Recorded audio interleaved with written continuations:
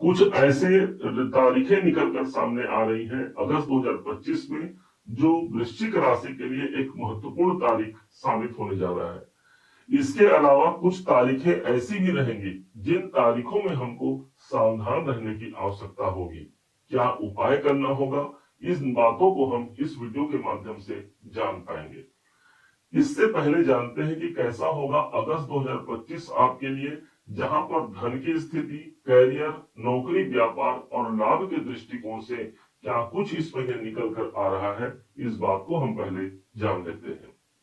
सबसे पहले प्रारंभ करते हैं आपके अपने ही तन भाव से, अर्थात स्वास्थ्य से। कहा गया है जान है तो जहान है, और इसी हिसाब से जो हमारे राशि के अधिपति बनते हैं वो मंगल है, और मंगल पूरे इस महीने एकादश भाव पर विद्यमान होंगे।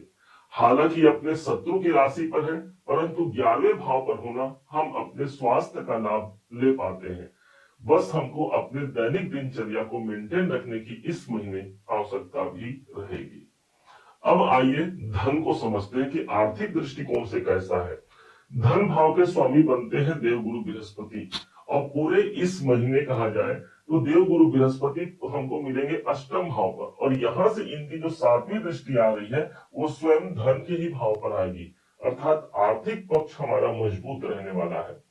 विशेष बात तब हो जाती है जब 13 तारीख का डेट आता है और यही देवगुरु बृहस्पति पुनर्वसु नक्षत्र पर प्रवेश कर जाएंगे। अभी तक ये आद्रा नक्षत्र पर थे, अब ये पहुंच जाएंगे पुनर्वसु नक्षत्र पर, अर्थात अपने ही नक्षत्र पर।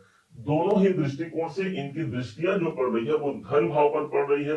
आर्थिक पक्ष मजबूती से हमारा काम करेगा, हम धन प्राप्ति के लिए जो काम करेंगे उस पर हमको मुहर लगती है और वो धन हम तक पहुंच पाता है।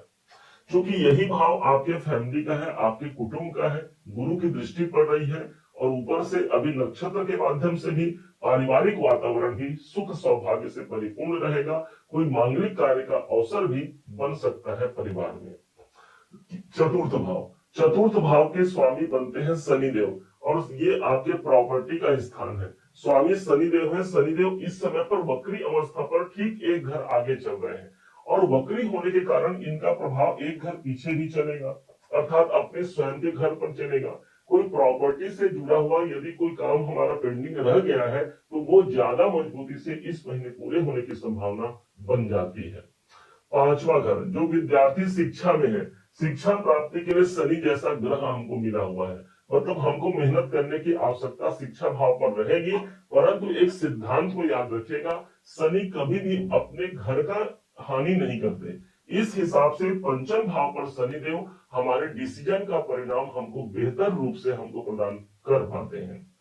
अब आइए जानते हैं नौकरी की स्थिति क्या रहने वाली है।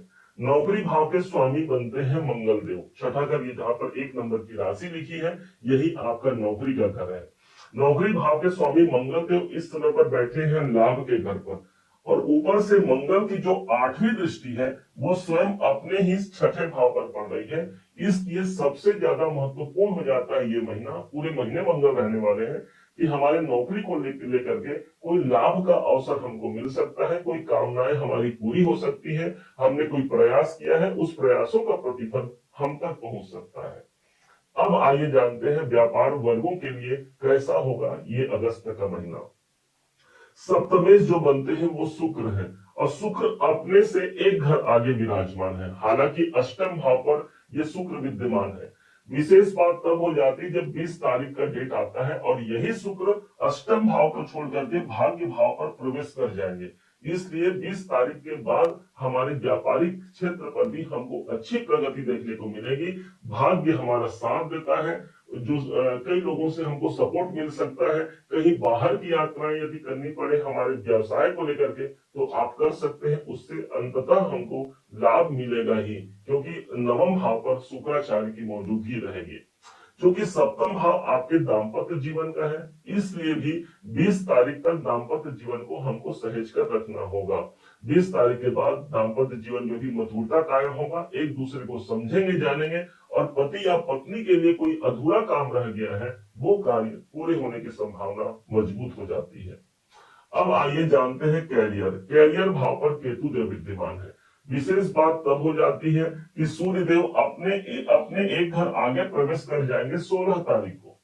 16 तारीख को जैसे ही सूर्य देव एक घर आगे प्रवेश करते हैं, अपने खुद के घर पर जाएंगे, और कोई भी ग्रह अपने स्वयं के घर का कभी नुकसान नहीं करता।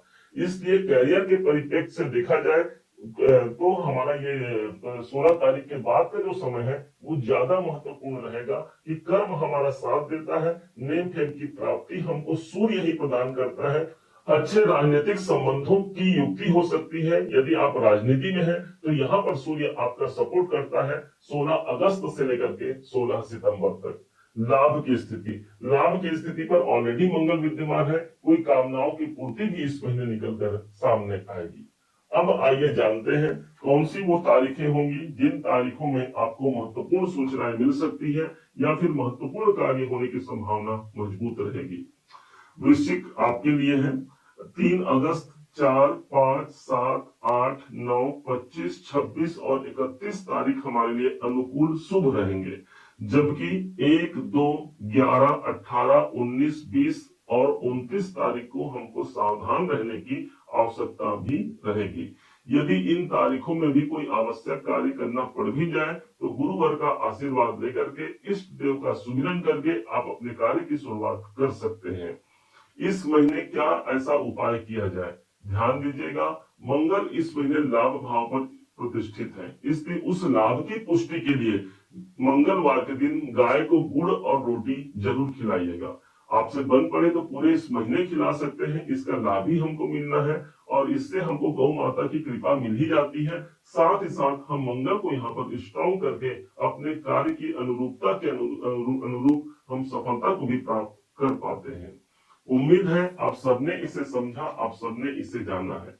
यदि आपने इसे समझा है, जाना है, मेरे समझाने का प्रयास यदि आपको सार्थक लगा हो, मेरे समझाने का तरीका यदि आपको सार्थक लगा हो, तो हर बार की भांति इस बार भी अपना प्यार भरा लाइक और कमेंट करना कभी मत भूलिएगा।